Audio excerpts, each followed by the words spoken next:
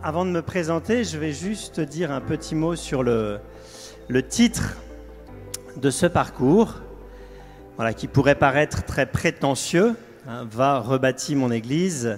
En fait, c'est un parcours que nous avons voulu mettre sous l'inspiration de François d'Assise. C'est une phrase que François d'Assise a entendue. Dieu qui lui disait « François, va rebâtir mon église, tu le vois, elle tombe en ruine ». Voilà, et bien sûr, François d'Assise n'a pas d'abord compris cette phrase comme étant l'église avec un grand E. Vous connaissez l'histoire, hein, il a commencé par retaper des petites chapelles en pensant que c'était ça la mission que Dieu lui confiait. Et donc François n'a jamais voulu rebâtir l'église avec un grand E. Et pourtant, c'est ce qu'il a fait, et c'est ce à quoi il a participé. Et la photo que j'ai mise vous montre ce qu'on appelle le rêve d'Innocent III. C'est un pape de l'époque qui a vu en rêve ce petit homme qui était en train de soutenir l'Église qui s'écroulait. Et effectivement, à l'époque de François d'Assise, l'Église n'était pas en bonne santé. Et ce qu'il y a de marquant dans cette photo, c'est qu'elle défie quand même les lois de la physique, parce que vous voyez que là où François est placé, là où sont ses pieds, voilà, il risque de ne pas soutenir grand-chose. Il risque plutôt de tomber avec l'édifice. Voilà, l'auteur, Giotto, ce sont les fresques que l'on retrouve dans la basilique supérieure d'Assise, a voulu, par ce détail, montrer qu'on ne peut soutenir et rebâtir l'Église qu'en étant évidemment solidaire de cette Église, en étant d'une certaine manière à l'intérieur, puisque François est solidaire à l'édifice, mais il est quand même pas mal à l'extérieur de l'église aussi. Il n'est pas à l'intérieur du sanctuaire, et on verra que cela a une importance. En fait, François n'a jamais voulu rebâtir l'église avec un grand E, il a simplement voulu vivre de manière radicale l'évangile, et notamment l'amour fraternel, et c'est cela qui a fait qu'il a pu être à l'origine, au XIIIe siècle, d'un grand mouvement qui a pu rebâtir cette église qui s'écroulait. Alors, ce parcours, en fait, provient d'une histoire, d'une expérience. Moi, je suis le père Luc Pialou, donc j'ai été ordonné en 2004. Je suis membre de la communauté de l'Emmanuel et je suis du diocèse de Rennes. Et donc, assez rapidement, comme certains de mes amis prêtres, je suis devenu curé.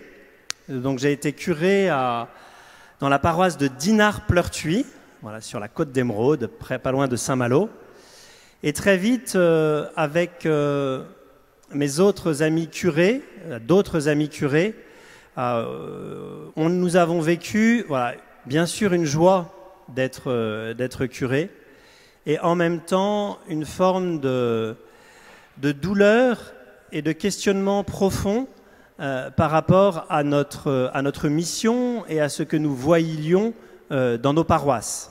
C'est-à-dire que pour certains d'entre nous, nous avions des paroisses assez vivantes, avec du monde, avec des pratiquants, pour peu que l'on soit un peu dynamique, qu'on ait une bonne équipe, qu'on ait un peu de chance d'être tombé dans le bon lieu, etc., et qu'on célèbre la messe comme il faut.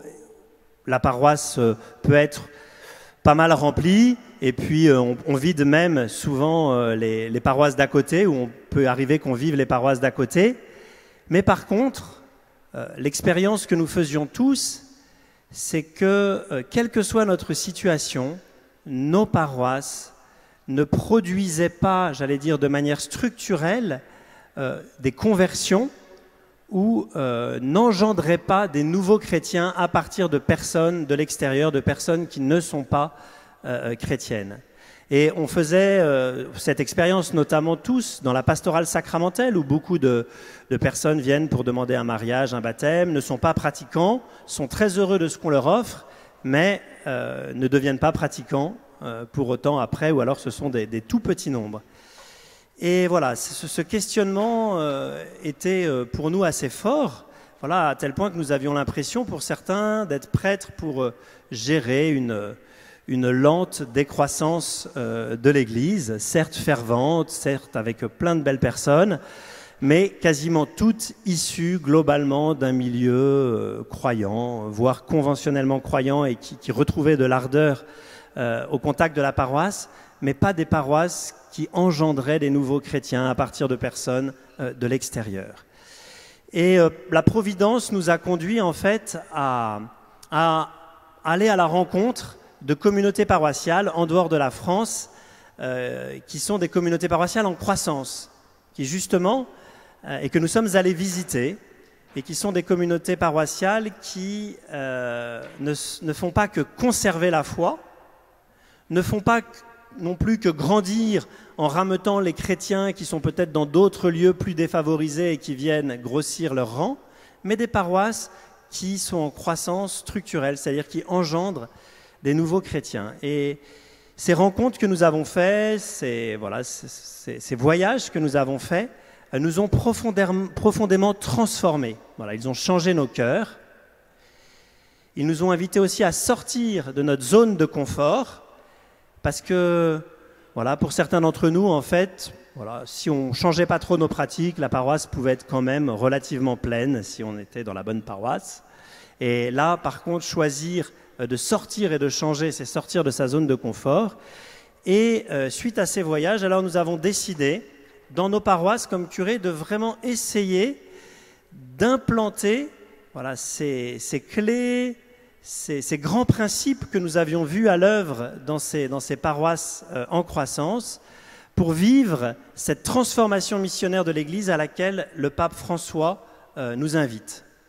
Et donc on a fait ça, moi à Dinard je l'ai fait pendant 9 années, quasiment 8 ans, et en plus nous nous rencontrions, ces curés, 2 fois par an, 3 jours, pour prier ensemble, pour relire notre expérience, pour approfondir, voilà, et pour voir voilà, comment entrer dans cette dynamique.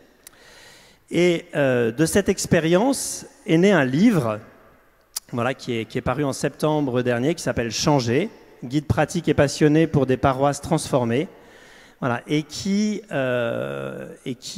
donne en fait le témoignage ou ce que nous avons appris et ce que nous avons essayé de mettre en place pour transformer nos paroisses et aussi les fruits que nous avons déjà pu voir dans cette transformation. Et donc, ce parcours que l'on va vivre pendant cette session s'appuie sur ce livre que vous pouvez trouver à la librairie, voilà, et donc ce n'est pas simplement mon expérience, mais c'est vraiment l'expérience de ces curés et de nos paroisses, des laïcs qui ont travaillé avec nous, qui ont œuvré avec nous pour vivre, pour commencer à se mettre en route dans cette transformation missionnaire de l'Église. Alors pour commencer, je vais vous solliciter. On va faire un petit sondage auquel vous allez participer. Tout à l'heure, vous allez pouvoir flasher soit le QR code, soit aller sur le site avec votre portable. Et je vais vous poser 4 questions. Voilà, ça serait bien donc que vous y répondiez sincèrement, en vérité. Donc je vous présente les 4 questions et après vous aurez 1 minute ou 2 minutes sur vos portables pour remplir le sondage. Donc voilà, la première question. En moyenne, combien de personnes connaissez-vous chaque année, voilà, peut-être dans les 5 dernières années, hein, en moyenne, combien de personnes connaissez-vous chaque année qui se convertissent sur votre paroisse et deviennent pratiquants? C'est-à-dire des personnes qui n'étaient pas pratiquants et qui, au contact de votre paroisse et que vous connaissez, vous, se sont convertis chaque année. 0, 1 à 3, 4 à 10 ou plus de 10. Voilà, ce sera la première question à laquelle vous pourrez répondre. Comment ? C'est des personnes en fait qui viennent globalement à la messe au moins tous les 15 jours, on va dire, mais qui sont des membres de la famille paroisse, ouais, donc qui participent à la vie de la paroisse. C'est pas par exemple des gens qui font un parcours de préparation au mariage, vous voyez, où là ils vont venir juste parce que voilà. Par contre, si c'est des gens qui ont fait le parcours de préparation au mariage et qui ensuite reviennent globalement tous les 15 jours à la messe le dimanche ou à des activités habituelles de la paroisse en dehors de leur parcours de préparation au mariage, ça compte. Ça va ? Et c'est pas non plus des personnes qui étaient d'une autre paroisse et qui sont arrivées. Voilà, première question. Deuxième question à laquelle vous pourrez répondre, hein, quel est votre rythme de rencontre paroissiale avec des non-pratiquants ? D'accord? En moyenne. C'est-à-dire, je donne un exemple, si vous participez à un parcours alpha, ça va compter. Vous voyez, il y a 12 séances dans un parcours alpha. S'il y a des non-pratiquants qui viennent, vous pourrez mettre une fois par mois, puisque vous aurez fait les 12 séances. D'accord? Mais c'est vraiment des rencontres qui sont organisées par des chrétiens de la paroisse ensemble et qui sont des temps de rencontres réelles avec des non-pratiquants. Voilà. Une fois par semaine, une fois par mois, une fois par trimestre, une fois par année ou moins. Ça va? Deuxième question. C'est des questions un peu trash, hein, donc vous inquiétez pas. Il ne faut pas avoir de culpabilité là-dessus, mais c'est en fait se poser ces questions-là. Et puis, troisième question. Quel est votre désir missionnaire? Fort, assez faible, faible. Et quatrième question, êtes-vous satisfait du fonctionnement missionnaire de votre paroisse? Très satisfait, assez satisfait, peu satisfait, insatisfait. Voilà, donc c'est parti. Vous pouvez soit flasher le QR code et vous êtes directement sur le sondage, et vous pouvez y répondre, soit si ça ne marche pas, vous allez sur le site qruiz.net, vous cliquez sur l'icône répondre et vous entrez le code 62E3DE1B64915. D'accord? Voilà, donc normalement, j'espère que le serveur du site va tenir, j'ai jamais fait, donc on va voir. Mais voilà, répondez à ces questions et ensuite on va regarder ensemble les résultats de ce sondage. Voilà. Donc sur la première question, voilà, donc on est 45% à dire voilà, qu'on ne connaît aucune personne qui se convertit sur notre paroisse. On est 48 personnes à dire 1 à 3 et 5%, donc 48%, et 5% 4 à 10 et 2% plus de 10. Ah, fantastique. Je vais laisser la place à ceux qui ont mis plus de 10 parce que moi je pense que c'était plutôt 4 à 10. Peut-être plus de 10, je ne sais pas. Donc voilà, première instruction. Voilà. Alors sur la question des rythmes de rencontres, voilà, on voit aussi que c'est la même tendance, hein, puisque 45% ont une rencontre par année ou moins en paroisse avec des non-pratiquants, 20% une par trimestre, 26% une par mois, c'est chouette, et 9% une par semaine. Alors sur le désir missionnaire, alors là je suis plus surpris, hein, fort 38%, assez fort 44%, assez faible 15% et faible 3%. Voilà, et sur le fonctionnement missionnaire de la paroisse, très satisfait 8%, assez satisfait 29%, peu satisfait 42% et insatisfait 22%. Voilà, donc c'était en fait un petit sondage pour se mettre dans le bain de ce parcours. Voilà, ce que je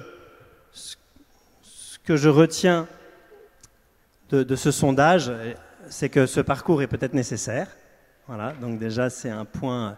Les deux questions, les deux premières questions qui ont été posées, sont vraiment des questions qui révèlent en fait déjà, rien qu'à travers l'intitulé de la question et les réponses que nous avons mis, voilà, où est la difficulté. Voilà, et on peut avoir un grand désir missionnaire. Voilà, si on ne passe pas beaucoup de temps ensemble auprès de personnes qui sont loin de l'Église, voilà, c'est difficile pour elles de cheminer. Donc j'y reviendrai.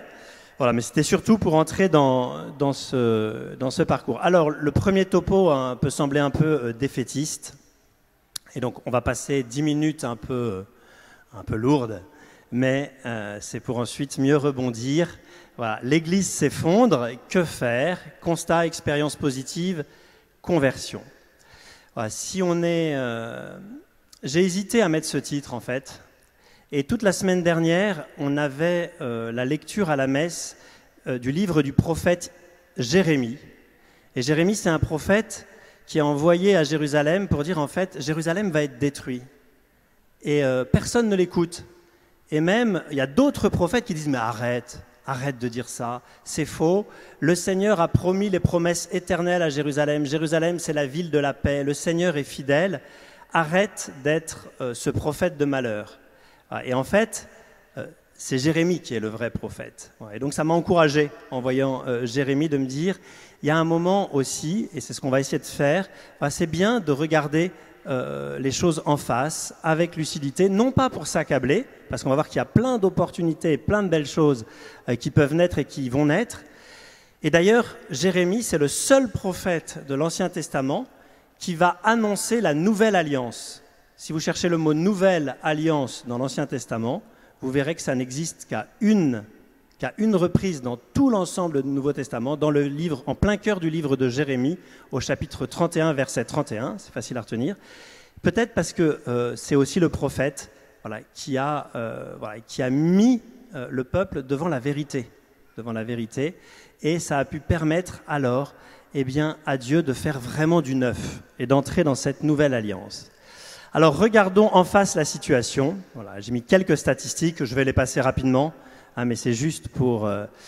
ici apparaît... Parce qu'en fait, ici, on n'est pas dans un moment où on peut voir les choses avec lucidité. Voilà, il y a plein de monde à la messe, on lève les mains, c'est joyeux, etc.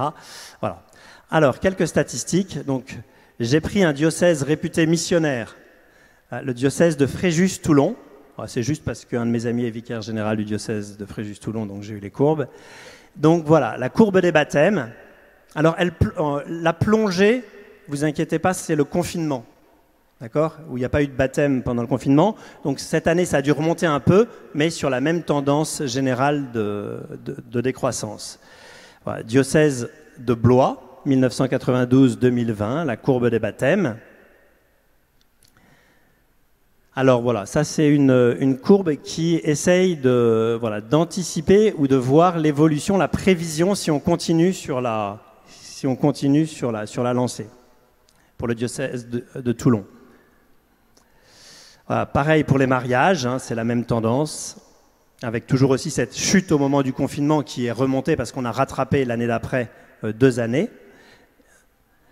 Et bien sûr, la même chose pour le diocèse de Blois. Voilà, un diocèse comme Clermont-Ferrand, alors là, on a retenu ces statistiques parce qu'en fait, le nombre d'habitants n'a pas bougé entre 1950 et 2020. Donc ça permet d'avoir une comparaison un peu réelle. Voilà, nombre de paroisses 521, 32 en 2020. Voilà, nombre de prêtres 1000, 22 en 2020. Comment ? Bon, on verra après. Le but, c'est pas de s'accuser les uns les autres, mais c'est vraiment d'essayer de voir comment est-ce qu'on peut avancer. Alors, statistiques françaises, les ordinations en France depuis 1743. Donc on voit que dans l'histoire, il y a eu des moments de creux, par exemple au moment après la Révolution française, quand l'Église a été interdite, pas très loin sans doute de 1905 aussi, où il y a eu des moments de crise.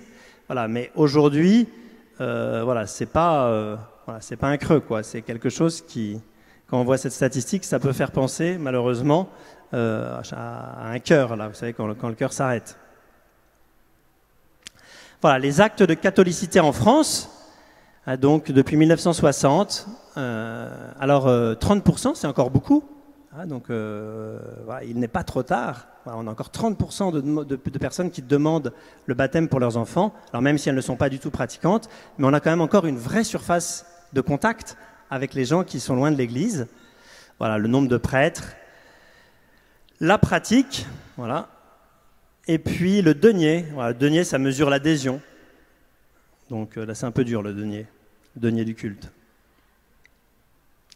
En 2021, il y a eu un sondage qui a été fait par la revue Jésus, qui a demandé un sondage à l'IFOP.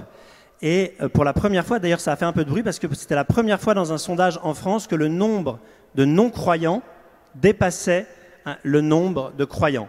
Vous voyez, 51% en 2021.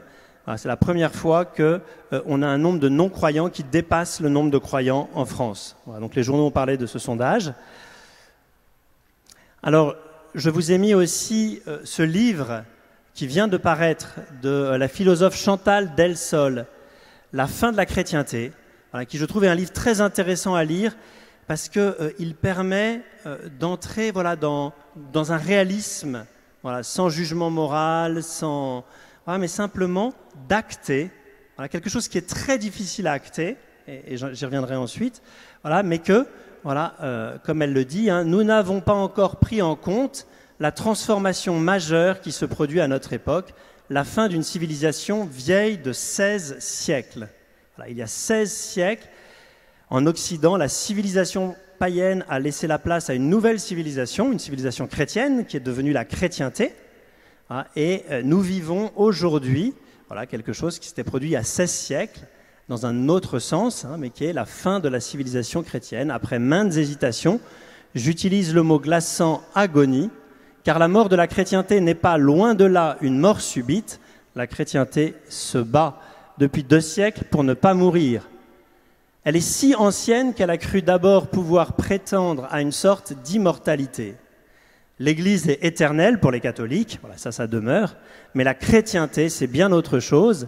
Il s'agit de la civilisation inspirée, ordonnée, guidée par l'Église. Voilà, je vous recommande la lecture de ce livre, qui n'est pas très compliqué à lire, voilà, même si c'est un livre d'une philosophe, et qui permet voilà, de pouvoir en fait, qui aide vraiment pour savoir quels vont être les bons combats. Voilà. Parce que nos combats sont sans doute ceux plus proches des combats des premiers chrétiens que des combats que nous avons vécus ces 16 derniers siècles. Voilà. Et nous n'y sommes pas habitués, et nous ne connaissons pas ces combats, ou nous les connaissons peu.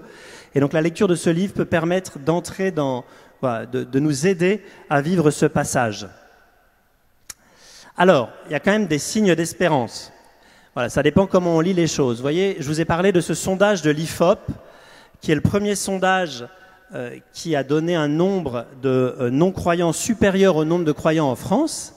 Mais dans les questions qu'ils posaient, ils ont aussi posé cette question, voilà, est-ce que vous seriez prêt à ce que des chrétiens prient pour vous, dans le cadre d'une confession? Donc c'est quelque chose de très engageant, un temps de prière pour quelqu'un.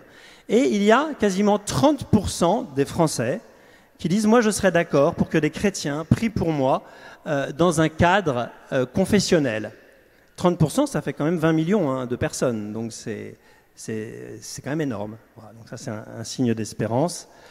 Autre signe d'espérance voilà, et de gravité, hein, vous connaissez cette petite application, Petit Bambou, qui est une application de méditation pas croyante, hein, pas chrétienne, mais qui rencontre un succès foudroyant voilà, et qui montre voilà, aussi combien il y a un désir réel d'intériorité, voilà, une soif de spiritualité qui existe dans le cœur de nos contemporains, que nous avons du mal aujourd'hui à rejoindre, hein, puisque, vous voyez, Petit Bambou, en quelques années, ils ont 4,7 millions d'inscrits, voilà, et nous sommes entre 1,2 à 2 millions de catholiques pratiquants en France, selon la manière dont on compte. Voilà, et puis j'ai mis une petite slide hein, sur les abbayes qui l'été sont prises d'assaut par des personnes qui veulent se retirer, prendre un temps de silence, de méditation, et qu'elles soient croyantes ou non croyantes. J'ai terminé ma séquence un peu dure, ça va aller mieux. Mais je termine cette séquence pour expliquer la vertu de cette séquence. Je ne sais pas si vous savez comment est-ce qu'on fait pour cuire une grenouille. Alors moi je ne connais pas trop, mais on m'a dit qu'il y avait 2 méthodes. La première méthode, c'est on fait bouillir de l'eau, et puis on lance la grenouille dedans. Et en fait, elle trouve à ce moment-là, devant le choc violent, elle trouve l'énergie pour survivre et pour sortir de la casserole et ne pas mourir. Ça, c'est la première manière. La deuxième manière, c'est en fait, on met de la grenouille dans de l'eau froide et puis on monte tout doucement la température jusqu'à ébullition. Et en fait, elle meurt à petit feu. Voilà.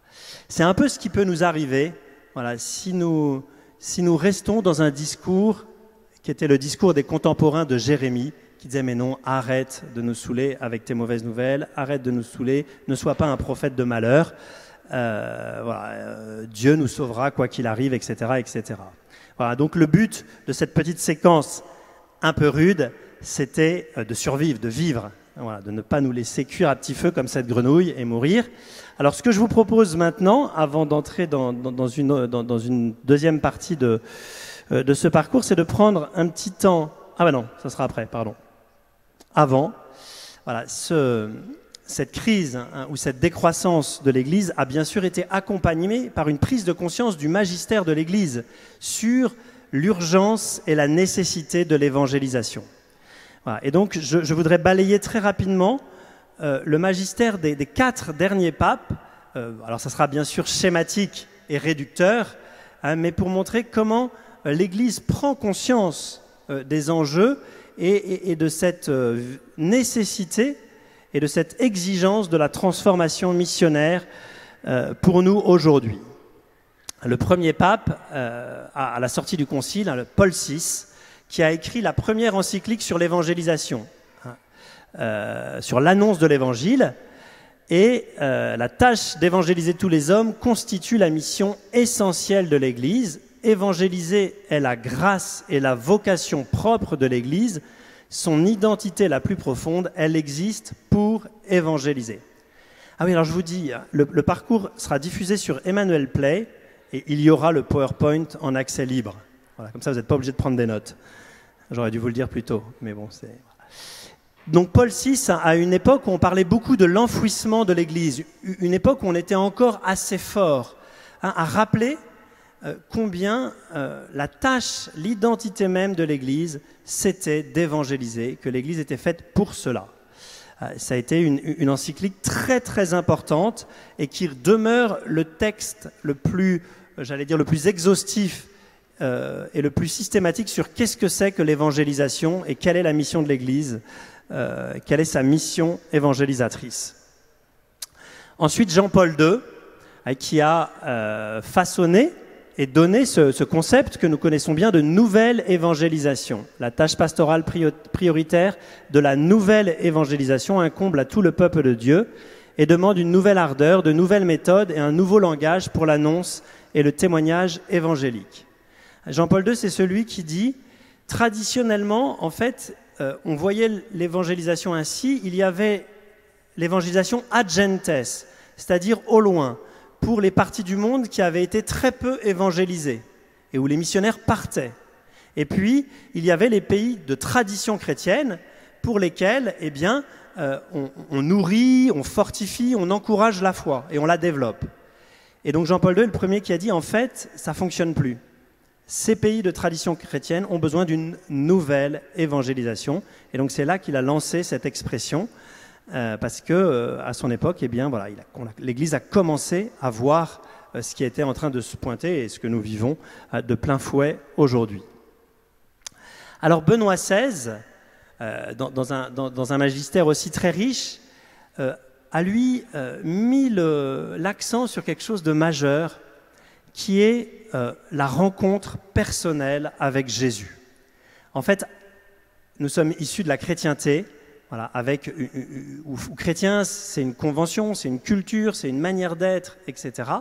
Et pour entrer dans cette nouvelle évangélisation, eh bien, il y a un point qui était très peu développé avant, et qui, bien sûr, ces dernières années, est apparu de façon de plus en plus manifeste, qui est le point de départ, c'est une rencontre personnelle avec Jésus. Et la tâche du missionnaire de l'évangélisation, c'est de proposer cette relation personnelle avec Jésus. Si vous regardez, personne, dans les papes d'avant Benoît XVI, ne parle pas autant de cette intimité avec Jésus. C'est pas un hasard d'ailleurs si Benoît XVI, comme pape, a consacré 3 ouvrages personnels sur Jésus. Vous voyez, c'est 3 tomes sur Jésus. Donc voilà, et ça sera repris par le pape François au début de la lettre apostolique La joie de l'Évangile, où il dit « Je ne me lasserai jamais de répéter à cette affirmation si importante de Benoît XVI, la foi chrétienne ne naît pas d'une décision éthique ou morale, mais elle naît d'une rencontre bouleversante, voilà, avec un événement décisif qui est la personne de Jésus-Christ. » Voilà pour Benoît XVI. Et puis effectivement, ces dernières années, François, voilà, qui nous a rappelé que tout chrétien est missionnaire, voilà, et qu'il ne faut plus parler de disciples sans parler de disciples missionnaires. Que la tâche de l'Église, c'est d'engendrer des disciples missionnaires, voilà, que l'Église, en fait, est une communauté de disciples missionnaires. Et il va dans ce texte, La joie de l'Évangile, qui va être le texte programmatique de tout son pontificat, invité l'Église à entrer dans une réforme structurelle. C'est ça aussi qui est nouveau, pour être une Église non pas auto-centrée, c'est-à-dire une Église qui cherche à conserver la foi, voilà, et qui se meurt à petit feu, mais être une Église qui se réforme pour être une Église en sortie, c'est-à-dire qui structurellement se construit, j'y reviendrai, à partir des personnes qui ne sont pas là, qui sont loin, à qui nous sommes envoyés pour annoncer l'Évangile. Et je souligne donc que ce que je veux exprimer ici a une signification programmatique et des conséquences importantes. J'espère que toutes les communautés feront en sorte de mettre en œuvre les moyens nécessaires pour avancer sur le chemin d'une conversion pastorale et missionnaire qui ne peut laisser les choses comme elles sont.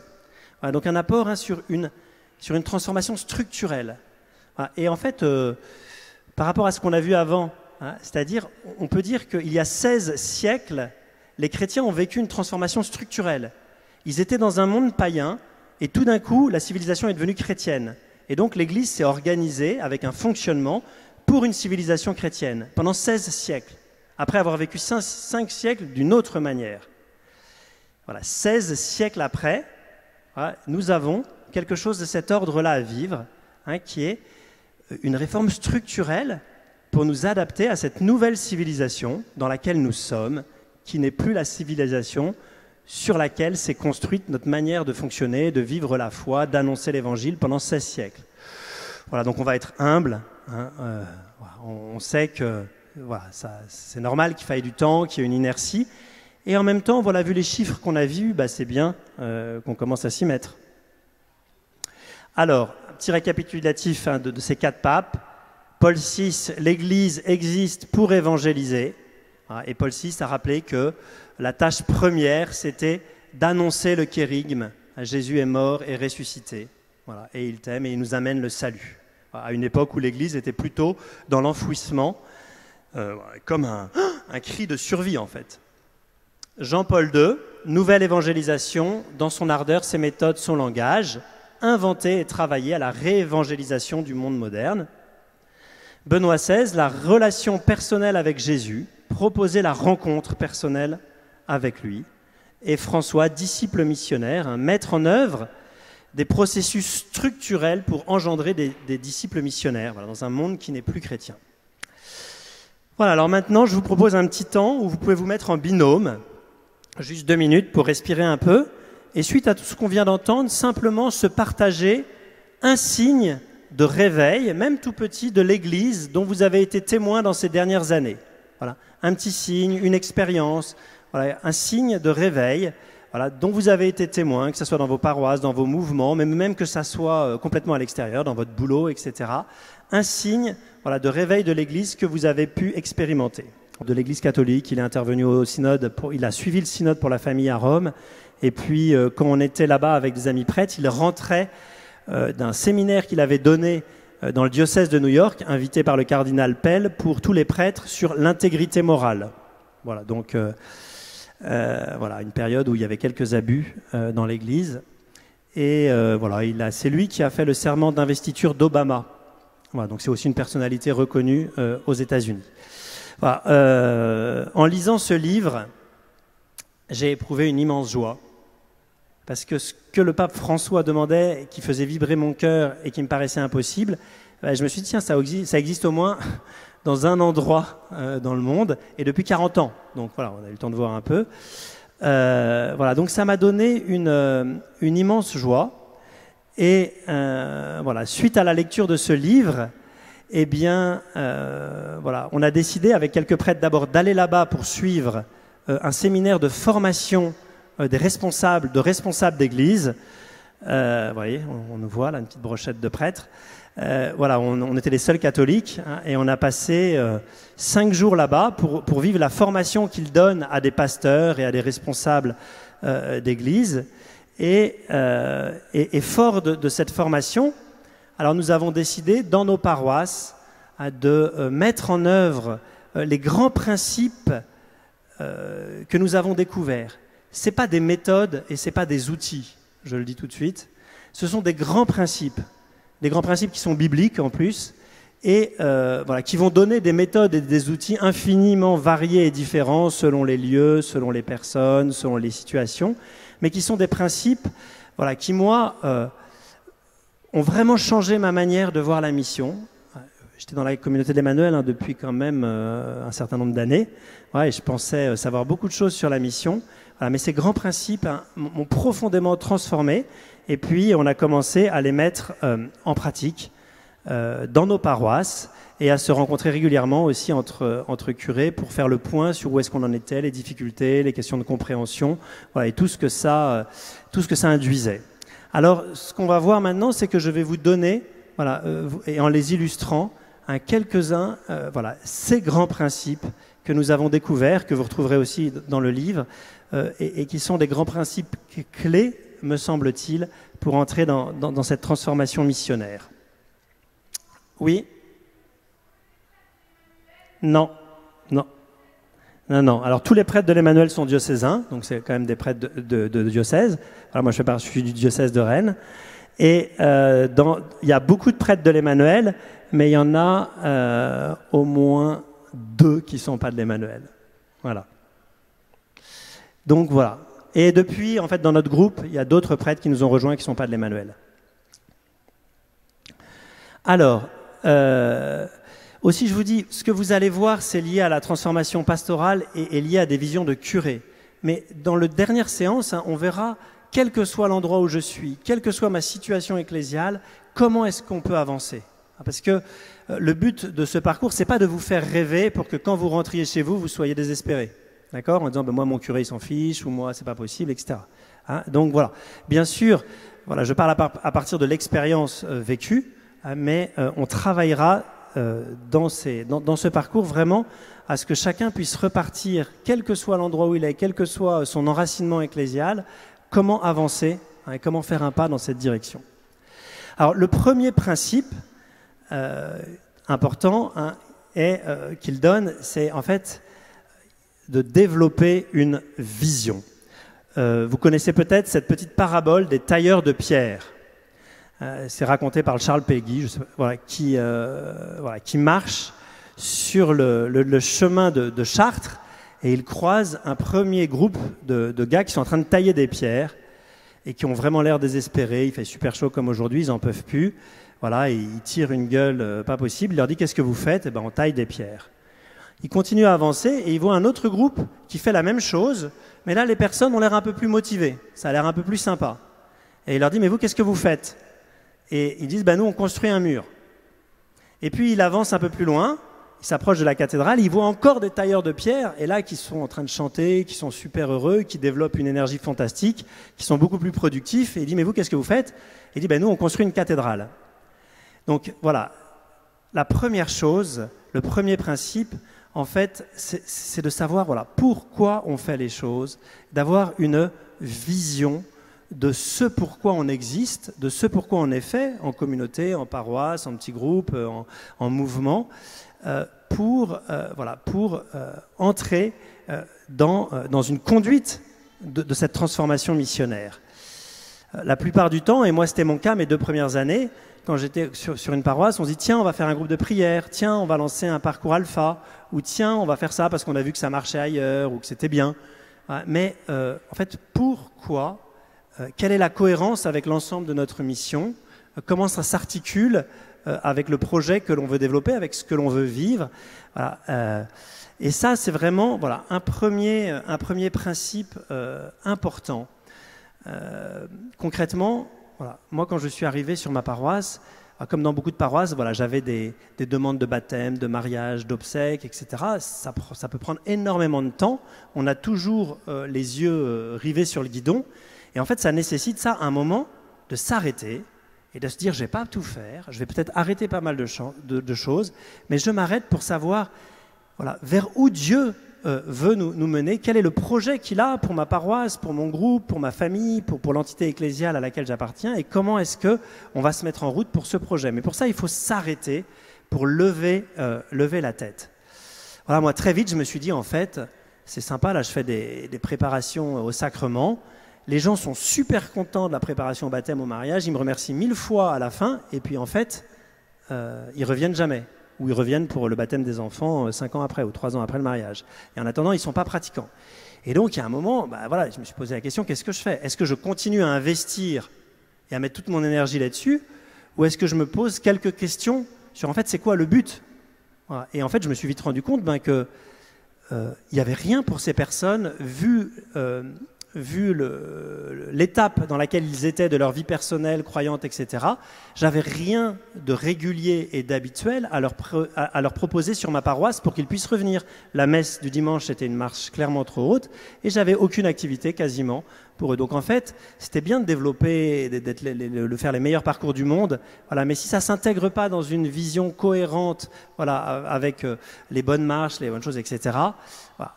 Je me rappelle la première fois que j'ai parlé de ça, il y a un paroissien qui m'a dit « Ah bah ça fait du bien parce que là, moi ça fait des années qu'on me demandait de faire une brique à tel endroit, mais maintenant je vais pouvoir savoir à quoi ça sert dans l'ensemble, qu'est-ce qu'il y a avant, qu'est-ce qu'il y a après, c'est quoi le but et ça va forcément influer sur ma manière de faire. » Voilà, premier principe. Deuxième principe. Voilà, deuxième principe, oui, alors là qui est vraiment un des principes, s'il y a une chose qu'il faut retenir de l'ensemble des 3 jours, ça va être ce principe. Bon, pour moi, c'est ce qui me semble être le plus important et ce qui, ce qui est le plus difficile aussi. Il n'y a pas de recette magique, désolé, mais ce qui me semble être le plus important. Ce pasteur américain, Rick Warren, dit que dans les manuels d'évangélisation, on propose souvent deux méthodes d'évangélisation ou 2 types d'évangélisation. Il y a des personnes qui disent en fait, voilà, on va se réunir entre chrétiens et puis on va prier. On va se chauffer ensemble, on va se former, on va demander des charismes. Et quand on sera bien chaud, qu'on aura bien prié, qu'on aura fait plusieurs cénacles, plusieurs écoles de charisme, etc. Ça ne veut pas dire qu'il ne faut jamais en faire, hein, mais j'y reviendrai plus tard. Eh bien, on sortira en mission. Voilà. Et Rick Warren, en anglais, il dit « Believe me, it never works ». Ça ne marche jamais. Voilà. Et ça n'a jamais marché. Pourquoi? Parce qu'en fait, quand on est tellement bien ensemble que voilà, cette méthode en fait que ça devient excessivement difficile de sortir.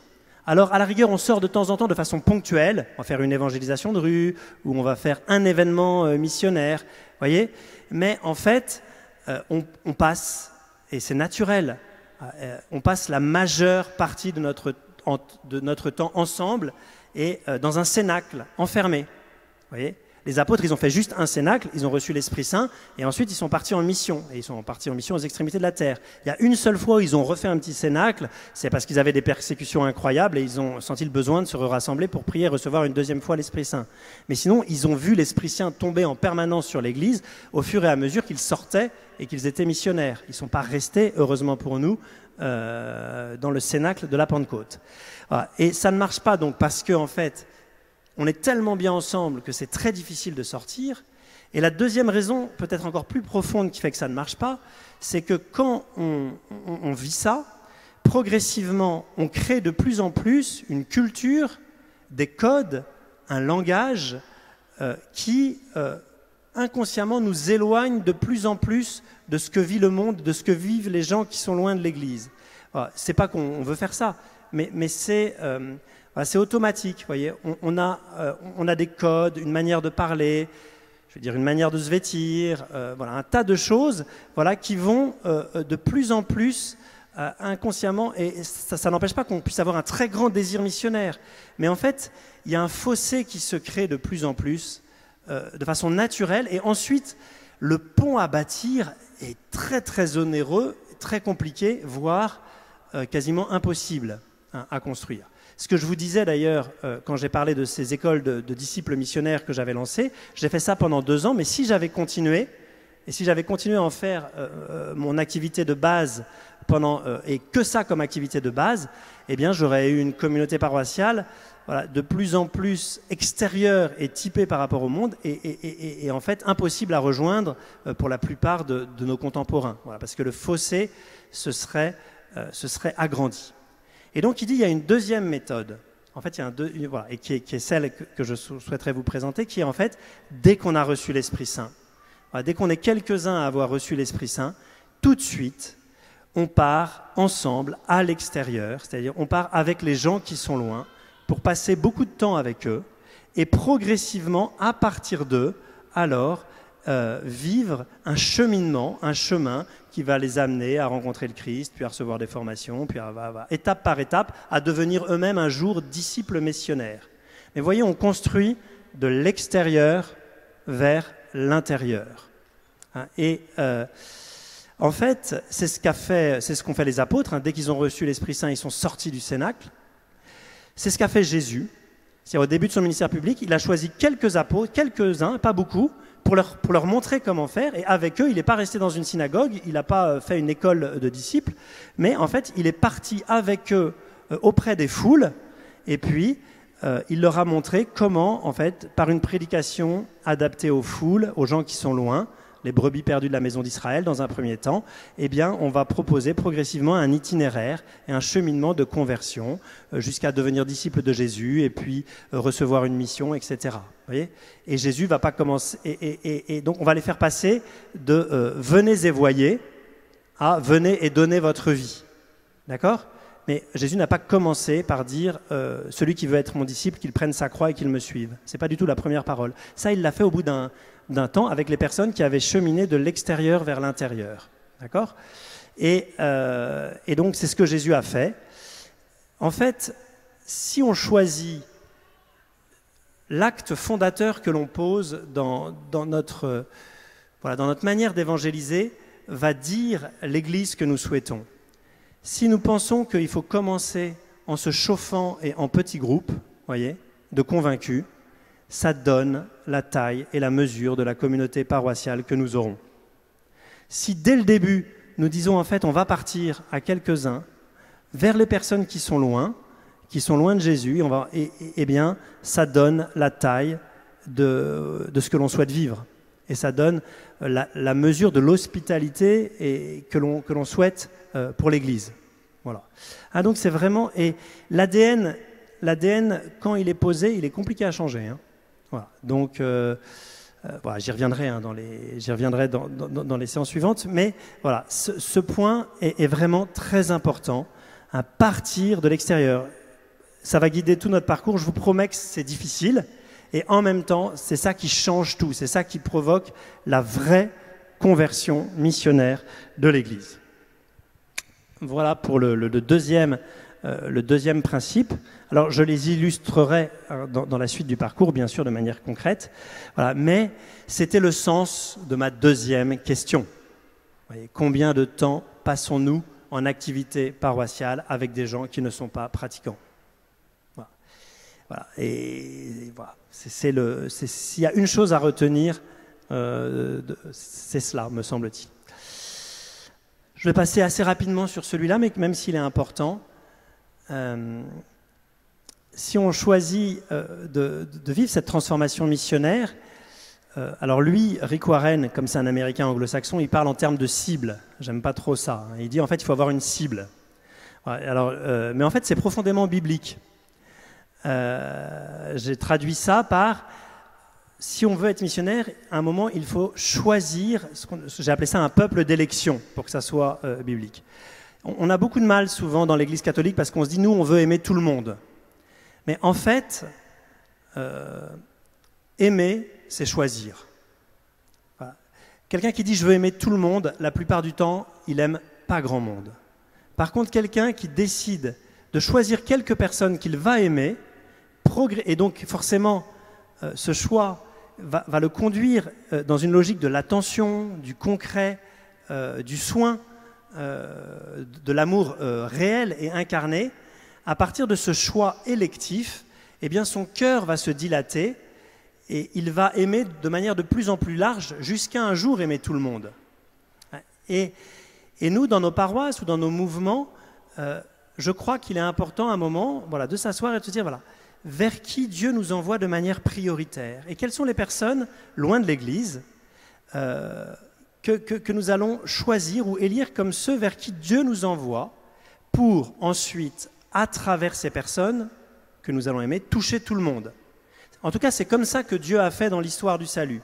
Dieu n'a pas aimé tout le monde de manière abstraite et générale, mais il a commencé par choisir une personne, Abraham, et il a montré comment il aimait Abraham. Il a cheminé avec lui pour, à travers Abraham, toucher au final toutes les nations de la terre. Et donc ce choix électif n'est pas un choix sélectif qui va dire ça sera eux et pas les autres, mais c'est un choix qui va être la manière au final de toucher tout le monde.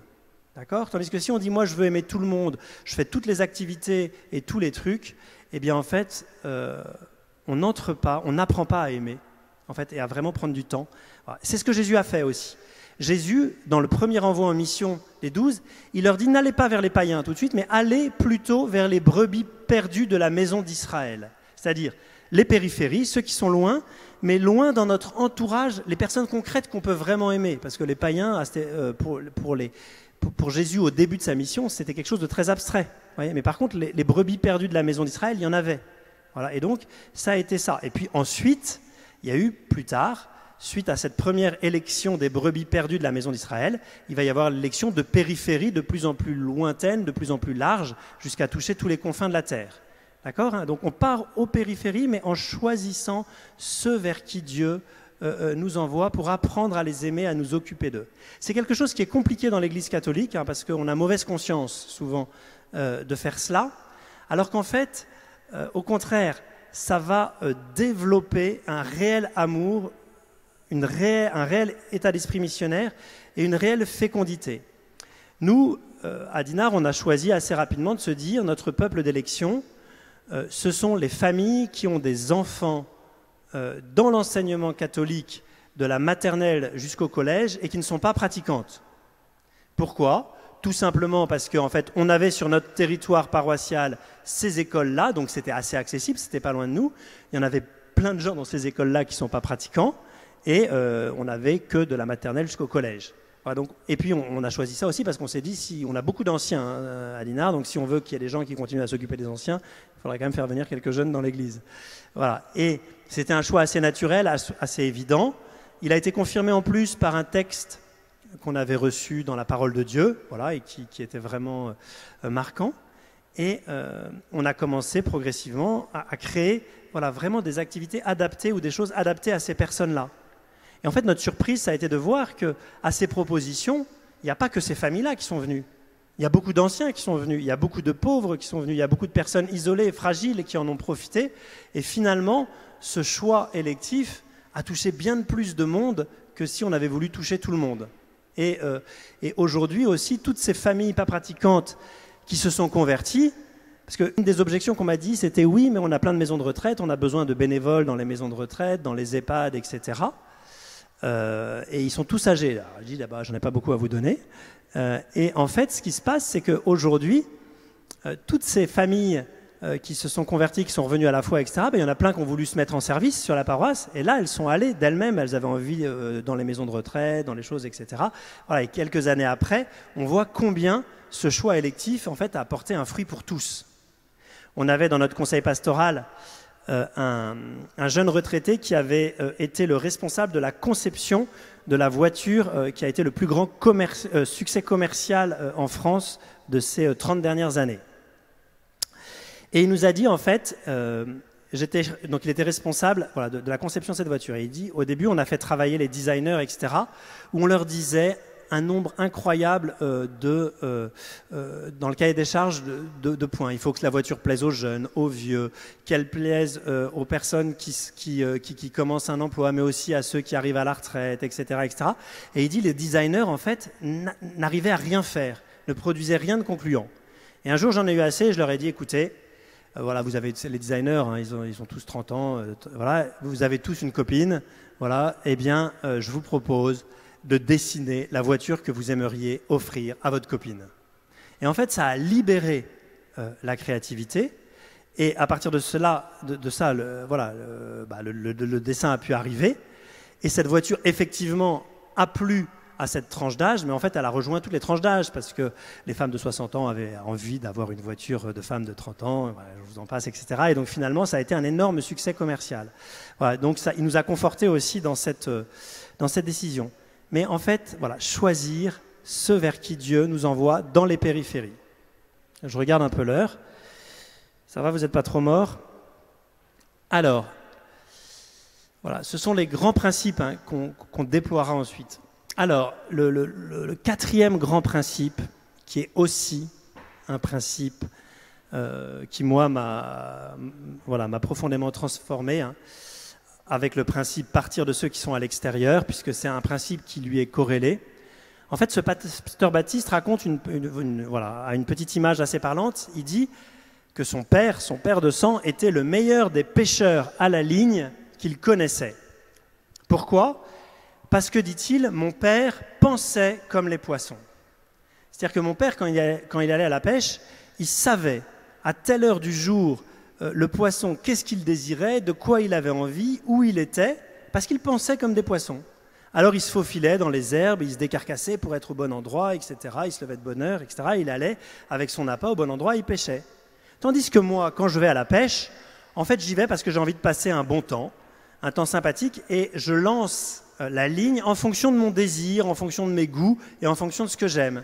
Et puis, en gros, je dis au poisson, mordez si vous le souhaitez. Et effectivement, voilà, je ne prends pas grand-chose.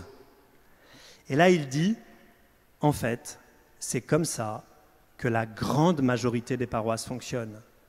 C'est-à-dire que la grande majorité, et moi c'est comme ça que je fonctionnais, la grande majorité de nos paroisses fonctionnent en proposant des activités, lui il dit des programmes parce qu'il est anglo-saxon, qui sont pour les gens de l'intérieur, en fonction de ce que nous aimons, de ce que nous pensons être bien, de ce qui nous nourrit et de ce qui nous aide. Voilà. Le problème, c'est que nous sommes convertis au Christ. Et en fait, quand on se convertit au Christ, en 6 mois, on change assez radicalement de goût, de manière de voir, de demander à un nouveau converti. En 6 mois, il change énormément de choses dans ses goûts, dans ses activités, dans sa manière de voir la vie, dans les choses qui lui plaisent, etc. Et donc, très très vite, on oublie la manière dont pensent ceux qui sont loin et aussi les besoins qu'eux pensent avoir ou qu'ils ont réellement. Voilà. Et donc, il y a après cette première conversion absolument nécessaire et fondamentale qui est la conversion au Christ et qui opère en nous aussi des changements moraux, éthiques, de comportement, etc. et d'ailleurs qui doivent durer toute la vie, il y a une deuxième conversion à vivre qui est de se convertir à ceux qui sont loin pour réapprendre à les aimer d'abord et à penser comme ils pensent pour pouvoir en fait partir d'eux et cheminer avec eux. Cette deuxième conversion, en fait, c'est la conversion de Dieu lui-même. C'est la conversion que Dieu a vécue pour nous sauver. Lui qui était de condition divine n'a pas retint le rang qu'il égalait à Dieu, mais il s'est abaissé, il s'est anéanti, prenant la condition d'esclave, devenant semblable aux hommes, jusqu'à mourir et mourir sur une croix. Voilà. Et c'est comme ça qu'il nous a apporté le salut, en vivant cette conversion qui a été en fait de s'adapter à ce que nous sommes. Saint Irénée dira, en fait, Dieu s'est accoutumé à nous pour qu'ensuite nous puissions nous accoutumer à lui. Et bien sûr, s'il est venu nous chercher loin, c'est pour nous faire ensuite revenir avec lui jusqu'au sein du Père. Mais voilà, il a vécu ce chemin, et c'est toute l'histoire du salut. Et il a accepté les désirs ambigus, les situations amorales de son peuple, pour marcher avec eux et progressivement les purifier et les faire entrer de plus en plus vers la maison du Père. Alors, il y a un exemple marquant dans la Bible, vous savez, à un moment, le peuple demande un roi. Dieu les a libérés de l'esclavage. Dieu est leur roi, et le peuple demande un roi pour être comme les autres nations de la terre. Voilà. Alors que justement, ils ne sont pas comme les autres, puisque Dieu habite au milieu d'eux. En fait, Dieu dit, c'est moi qui rejette au prophète Samuel. Et puis finalement, Dieu va accepter, il va dire ok, il les prévient, mais il va leur donner un roi. Et en fait, il va partir de leurs besoins qui étaient très ambigus et très imparfaits, mais à partir de ce roi qu'il va leur donner, eh bien, il va faire cheminer ce peuple progressivement jusqu'à accueillir le roi Messie, le Christ lui-même. Donc voilà, donc penser comme des poissons, c'est-à-dire en fait prendre ce temps de se dire, de connaître les gens qui sont loin, de connaître ces personnes, de comprendre quels sont leurs besoins pour pouvoir leur proposer, et s'il faut du temps, ensuite, ce dont ils ont besoin pour faire un petit pas avec nous. mais ça, c'est vraiment essentiel. Voilà, juste pour donner deux, trois exemples éclairants.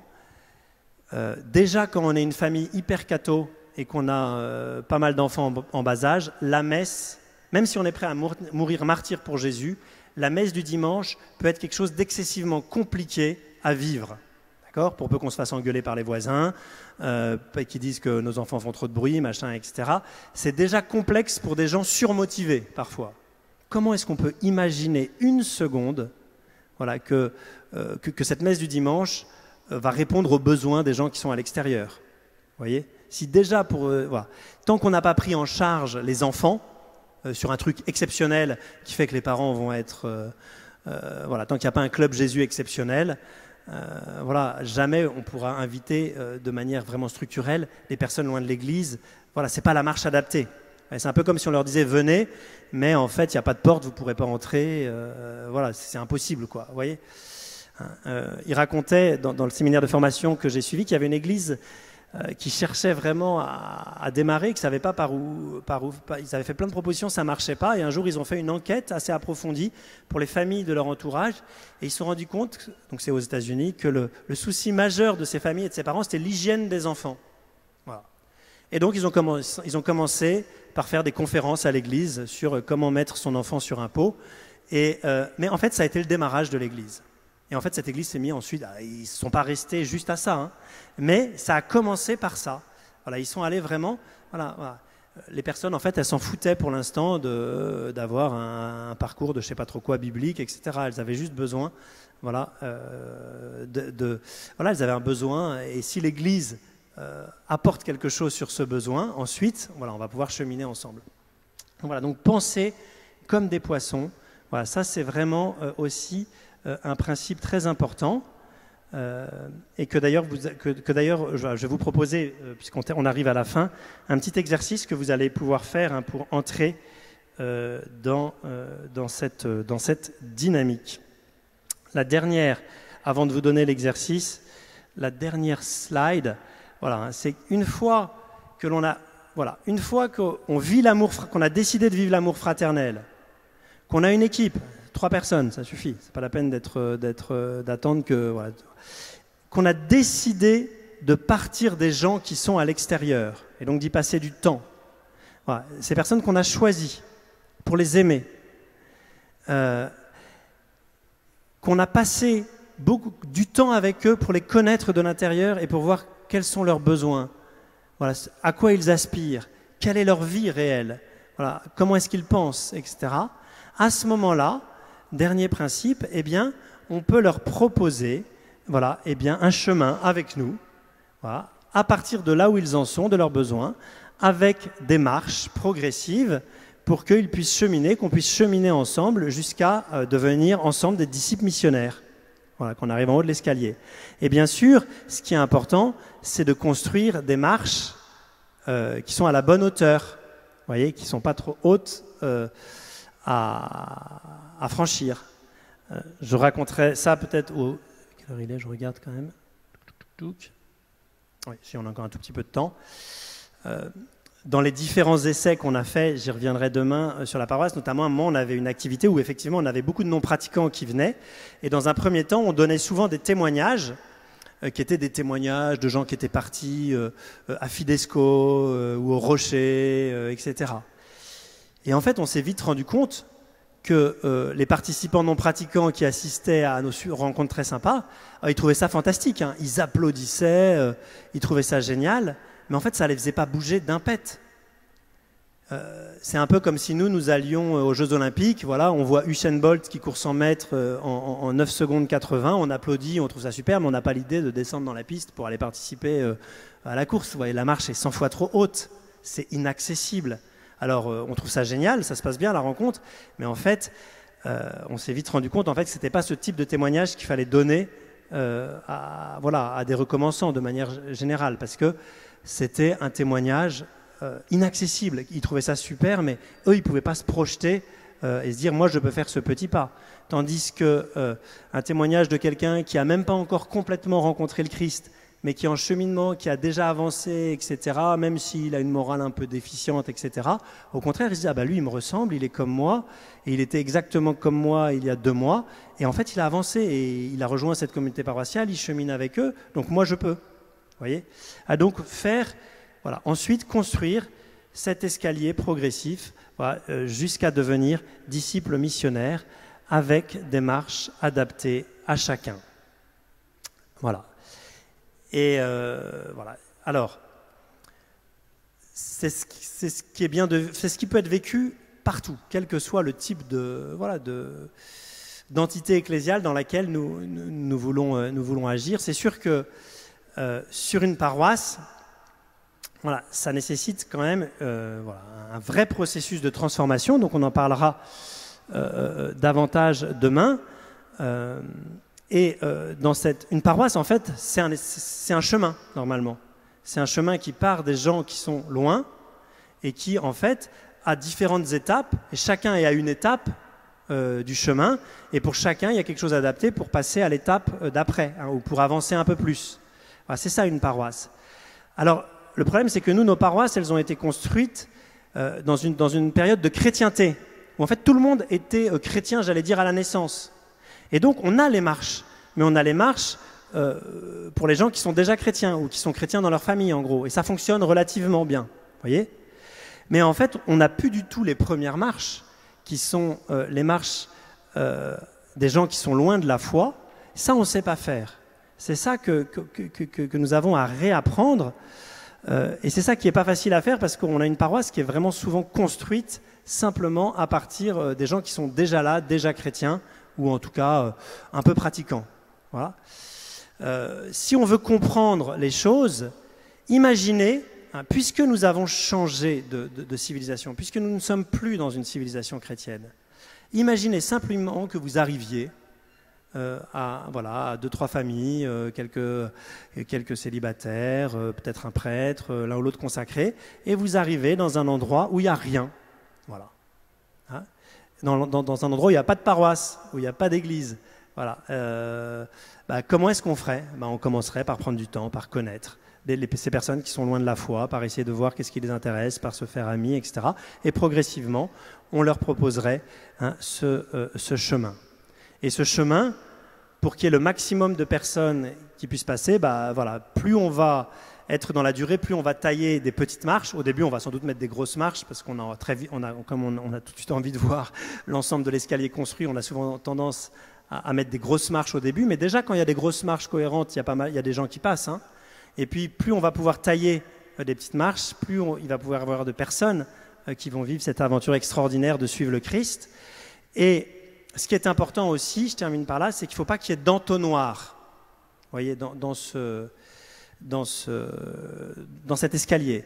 C'est-à-dire que il va y avoir des marches qui vont être liées à l'accueil, au premier accueil. Puis il va y avoir des marches qui vont être liées au fait de rejoindre la famille, de rencontrer Jésus, puis rejoindre la famille Église. Puis des marches qui vont être centrées autour de la formation, grandir comme disciple de Jésus. Puis il va y avoir des marches qui vont être liées au service, avoir un ministère dans l'Église et pour le bien commun. Puis les dernières marches, devenir missionnaire. Voyez ? Et donc une paroisse, elle va avoir toutes ces marches pour que chacun puisse grandir. Et par contre, ce qui est bien, c'est qu'il faut que tout ça soit équilibré, qu'il n'y ait pas d'entonnoir. Par exemple, une paroisse qui serait super fort en accueil pour les gens très loin de la foi, il n'y en a pas des milliers, mais ça peut arriver, mais qui n'aurait pas ensuite les marches d'intégration dans la famille et des marches de formation, au bout d'un moment, ça va tourner en rond, ça va être un club sympathisant, ça va être une ONG, mais ça ne sera pas une église, vous voyez ? Une paroisse, par contre, qui est super fort en formation, mais qui n'a pas ouvert les premières marches de l'accueil des gens qui sont loin, ça fait une paroisse, alors ça, on est plus fort dans l'Église catholique pour ça, où on va de parcours en parcours, de formation en formation. En gros, c'est quand même toujours les mêmes personnes, qui tournent de parcours en parcours. Et c'est pas ouvert, ça circule pas, la sève ne circule pas, voyez ? Donc, voilà, alors, je vous propose, parce que j'ai beaucoup parlé, que vous agissiez maintenant. Vous allez peut-être avoir le temps de le commencer maintenant, mais ça serait bien que chacun de nous, on l'ait fait pour la prochaine rencontre. Je vais vous faire flipper un peu, mais il y avait marqué « changer son cœur, sortir de sa zone de confort ». Donc là, c'est sortir de sa zone de confort. Voilà. Donc je vous propose, ça serait chouette, d'ici demain après-midi, que chacun de nous, on ait pu appeler au téléphone une personne que l'on connaît qui n'est pas pratiquante ou peu pratiquante. L'idéal, c'est soit qui n'est pas pratiquante et qui donc sait que nous sommes chrétiens. Il y en a peut-être l'une ou l'autre. Voilà, que ce soit au boulot, ça soit, je sais pas, quelqu'un qu'on connaît ou qui a quitté l'église, hein, quelqu'un qui n'est pas ou peu pratiquante, vous l'appelez au téléphone et vous lui dites cette phrase magique: « Salut, comment tu vas ?» Vous vous intéressez à lui. « Je participe actuellement à une formation ou à une session sur la modernisation de l'église. » Ça, il comprendra, ça lui dira quelque chose. Si vous dites sur la transformation pastorale, il ne comprendra pas. Mais voilà, sur la modernisation de l'Église, voilà, ton avis m'intéresse. Voilà, j'ai 5 questions à te poser, ce sera très rapide. Vous vous rappelez, hein, sortir à l'extérieur et se mettre à l'écoute. Voilà, comment est-ce que pensent ceux qui sont à l'extérieur. Voilà, donc, voilà, vous appelez, vous pourrez prendre en photo les questions. Avant de partir, voilà, j'ai 5 questions à te poser. Première question, d'après toi, quel est le plus grand besoin matériel ou humain, voire spirituel, des habitants de ton quartier? C'est une première question que vous pouvez lui poser. Deuxième question, si tu avais un besoin spirituel, où aimerais-tu le chercher? Troisième question, qui est la plus importante. Voilà, s'il n'y en a qu'une à poser, c'est celle-là, c'est la troisième. D'après toi, pourquoi la plupart des gens ne vont-ils pas à l'église? Donc c'est une question qui est super parce qu'en fait, c'est une question où la personne va vous donner ses propres réponses, mais en fait, ce n'est pas une question qui l'accueille. Vous ne lui dites pas pourquoi tu ne vas pas à l'église. Vous lui dites pourquoi la plupart des gens ne vont pas à l'église. Et c'est très souvent une question où en fait, on a vraiment les réponses importantes, voilà, qui disent en creux ce que les gens chercheraient et qu'est-ce qui les saoule dans ce qu'on propose, ou en tout cas ce qui ne les accroche pas du tout, qui mesure en fait la distance qu'il y a entre ce que nous aimons et nous proposons et ce dont eux ils auraient besoin pour commencer, pour démarrer. Hein, donc ça, s'il y a une question à poser, c'est celle-là. Hein, d'après toi, pourquoi la plupart des gens ne vont-ils pas à l'église? Et puis vous pouvez leur poser: à quoi ressemblerait une église qui répondrait à tes attentes? Et dernière question, quel conseil donnerais-tu aux chrétiens que nous sommes? Si ça fait trop, parce que ça peut faire beaucoup, hein, surtout prenez la 3e et la 5e. Voilà. Voilà, nous, c'est une enquête qu'on a réalisée et qu'on réalise en permanence sur la paroisse où j'étais, à travers des visites à domicile, à travers... voilà. C'est ce type de... Voilà. En fait, c'est pas une enquête qui va permettre aux gens de revenir à l'église. C'est une enquête qui nous permet, nous, de changer, nous, de transformer notre cœur et nous, de commencer à nous mettre en marche. Donc, c'est pas... très souvent, quand on va faire des visites à domicile ou du porte-à-porte, on voudrait y aller d'abord pour annoncer immédiatement l'évangile. En fait, si on passe d'abord pas mal de temps à écouter les personnes, ce qu'elles ont de beau et de grand à nous dire sur ce qui habite les désirs de leur cœur, quelle est la beauté qui réside en eux, quelle est leur soif, etc., sans annoncer immédiatement Jésus, ça porte un fruit assez fort.